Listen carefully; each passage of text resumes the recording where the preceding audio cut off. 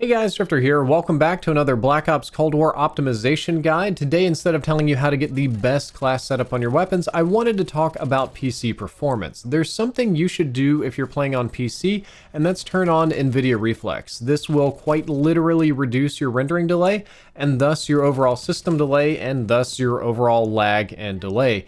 Basically, turning this little option on will automatically improve your reaction time by 1 to 2 frames depending on your system, which instantly gives you a minor advantage. You can find this in the options menu in the game. It's pretty near the VSync and G-Sync settings near the very top. What you want to do is turn it on normal mode. That's what's going to be recommended for GPU bound situations, which is what most of you will need. However, a rare few of you may be limited by your CPU, in which case you should put it on boosted mode.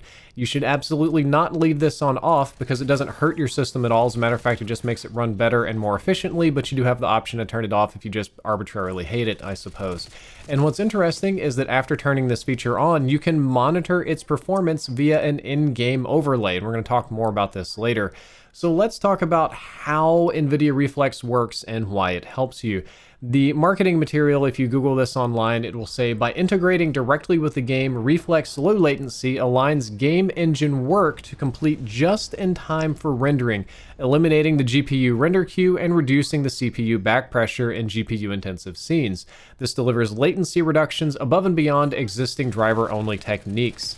Well, when I read all of that, what my brain hears is that they're pretty much just bypassing the entire render queue and syncing up with the game itself, much in the same way that G-Sync or V-Sync syncs up with your monitor. This syncs up your entire system with the game. Or another way to think of it might be more like just-in-time manufacturing. For those of you that work in manufacturing plants, you might know the cool and popular thing to do is to get the materials that day, build them that day, and the parts and the things that you need come in just in time for assembly, so there's no need for a warehouse, no need for long lines, no bottlenecks, and nothing backs up. The same kind of thing is happening here in your game. By enabling the low latency mode and syncing it all together, you no longer have a rendering queue, you're no longer rendering frames late, you're no longer stressing the CPU to pick up the pressure when the GPU struggles, and everything is running much better with way less waste. Perhaps an easier way to think about it is, do you remember gaming on the old HD TVs that didn't have a game mode?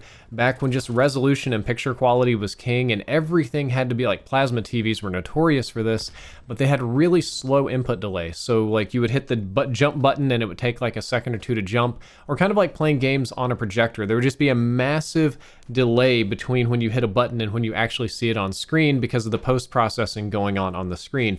Or perhaps you remember a time when your controller or your mouse or your, Switch emotes, Joy-Cons, whatever they're called. I'm not a child. I don't play a lot of Switch Joy-Cons, I think it is. When their battery gets low, all of these devices start struggling and they start kind of outputting randomly, or their output gets really delayed. Well, all of that is part of your total system lag or total system delay. When you're playing on a game, there's some amount of time between when you click on the mouse and pull the trigger and the information travels down the cord of a USB into your computer or console and gets processed and then gets pushed out to the monitor. That is not an instantaneous process. It's an extremely fast process, but it is not an instant one. So every single one of you have some amount of delay in your system, and this is something that not a lot of people were really working on until, well, I guess now NVIDIA Reflex essentially fixed all of this for you, except instead of being console focused, it's for PC and it's for PC monitors. It's a topic that's been important for me for a while now. I've been encouraging people to use different accessories that have faster inputs and higher, not response time, but lower input delay monitors. But I guess NVIDIA just kind of bypassed all of this and added a feature into their GPUs that kind of fixes everything. So my 5 years of complaining maybe went somewhere. It's finally being taken seriously.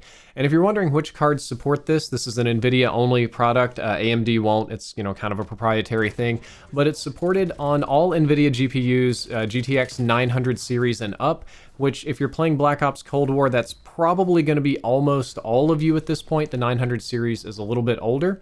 There's no G-Sync required. You don't have to do any kind of G-Sync. It'll just work by default on any computer, any monitor.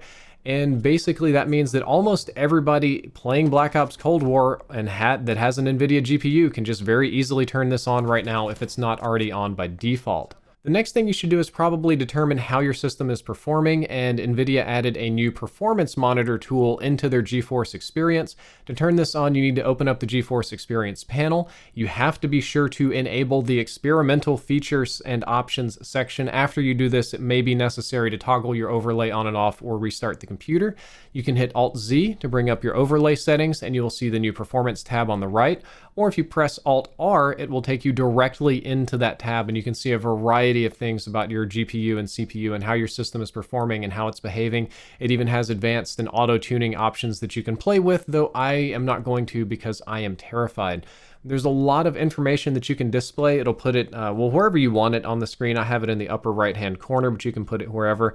There's perhaps a little bit too much on the advanced mode. I would recommend basic. Basic is probably the best. You'll get all the information you need out of it. And what you want to do with this tool is kind of find out where your system bottleneck is. It'll show you how much of your GPU and CPU you're using. If you're using more GPU than CPU, you should use normal mode. In the rare circumstance that you're just completely blowing out your CPU and your GPU is doing okay, you should probably use boosted mode. And this little tool will help you find which one you need. For me personally, my in-game rendering delay is super low in any mode because I'm rocking an RTX 3090. I was blessed enough to be gifted one of these by NVIDIA. We did a fun unboxing video with the dog. I probably should have filmed like me installing it in the computer, but it was like a child on Christmas. I just put it in there and I was good to go. And because of that, my system has extremely low latency pretty much regardless of what setting I put it on, but I know that not all of you are so blessed, and not long ago I was also not so blessed, struggling with low frame rate and a variety of things, as you saw on stream.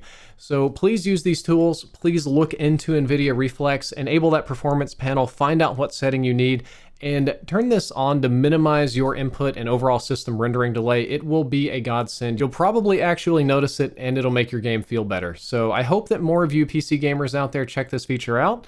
And if you enjoyed this video, don't forget to like, favorite, and subscribe. Drifter out.